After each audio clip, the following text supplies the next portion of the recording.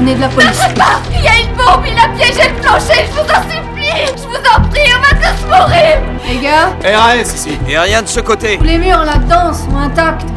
Hank, je fais quoi alors? C'est toi qui vois. Après que Lindsay a fait reculer les autres, elle-même a fait un pas en avant. Heureusement, rien ne s'est produit. C'était manifestement un faux piège. Elle s'est dirigée vers Juliana pour tenter de la convaincre. Mais celle-ci montrait une grande peur. Lindsay a dû la rassurer avec patience. Une fois son calme un peu retrouvé, la femme a été transportée à l'hôpital. C'est alors que l'inspecteur lui a demandé si elle avait vu le visage du criminel. Mais la femme n'avait pas distingué le visage de l'homme. Cependant, les informations qu'elle a livrées ensuite. Il va revenir.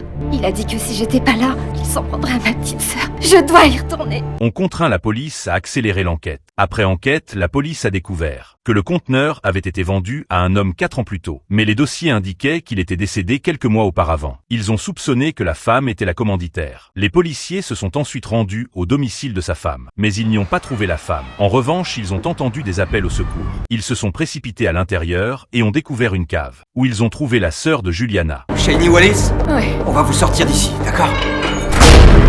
Hey, police de Chicago, ouvrez! Ça capte pas. On est piégés.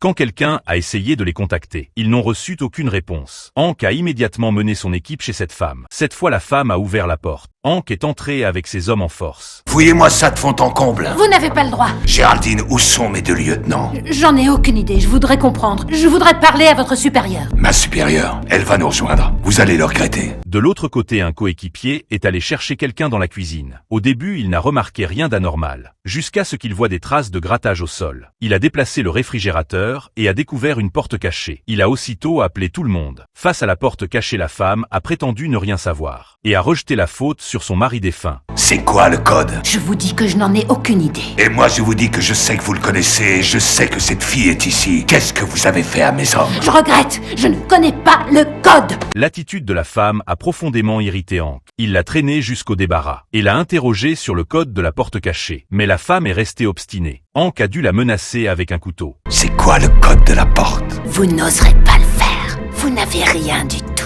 Aucune preuve. Le code de la porte.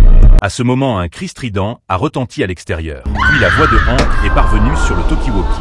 3737. Vite. On est là!